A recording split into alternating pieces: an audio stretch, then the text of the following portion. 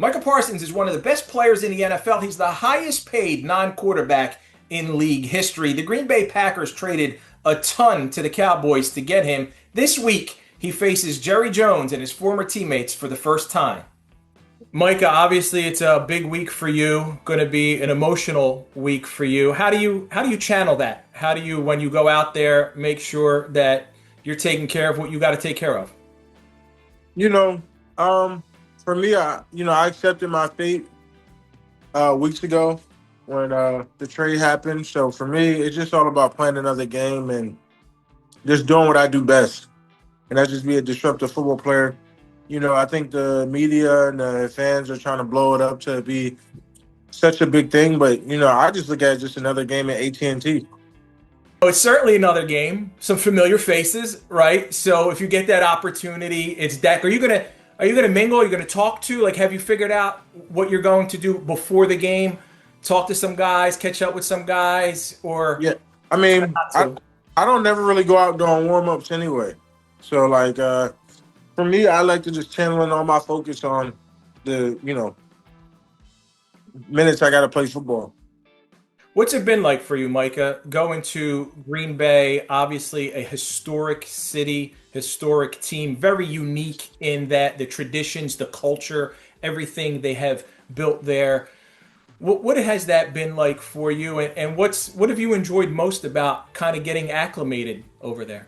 I mean, besides the fans, just the teammates, the support staff. I mean, they made this transition so great, and I'm just extremely honored and blessed to be with such a great group of guys that want to win and that just want to play football. And I think we've been playing really good football so far, so that helps, and I just hope we continue that. We know this offense scores points, right? Defense wins championships. What you guys have there together, the system, the group, the team that you have.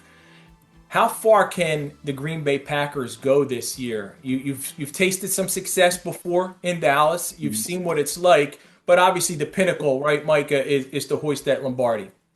Yeah, I mean, I think every team, like, you'll be dumb to say that you're obviously not everyone's trying to chase that Lombardi. I mean, that's what makes it so special. It's only one champion every year. Division champions don't matter. You could go to divisional, it doesn't matter.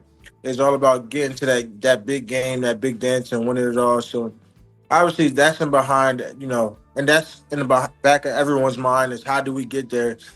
And we, because there's just winning every week, just one at a time. Coming and putting the best game plan, focus, locked in, just getting all the details done one week at a time. And that's the challenging part. Enjoying and loving the process, and you just gotta stay committed through the long season.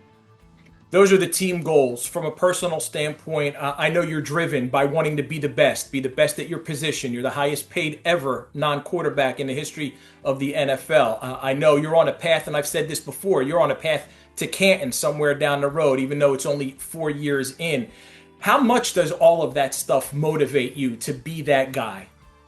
I think me myself, I have to have that drive inside. Like I think that's like I think chasing greatness is all a part of it. And if you're not chasing it, you're not just wasting your time. So I look at this game a little bit differently. I say that I'm blessed to play with these great players that's in this league because I would say they're like idols. You look up to them and you see the success they have, and you like, man, I want to reach that same success. And then you look at the past great guys, that come in and they work hard, and you see their process, and you say, how do I obtain that success?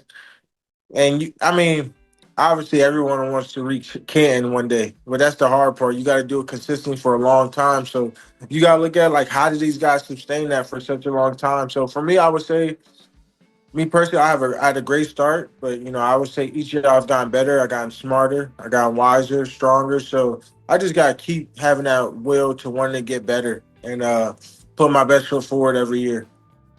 Micah, you were the last guy ever to sack Tom Brady. It happened in that playoff game. Is there any quarterback that you've enjoyed taking down more than anyone else? Probably is Tom because every time I see him, it's a competitive matchup, whether it's on the field, off the field, whether it's golf or Fanatics games. He's always trying to be the best. So when you can say you're the last person to take out an elite competitor like Tom. It's a special privilege.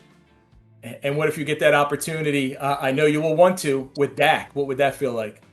You know, it's gonna be painful. You know what I mean? Dak's my guy. You know, he was always like a good mentor for me. But you know what it is. I always told him if I ever faced him that it'll be a great matchup. So I'm excited to see what Sunday brings itself.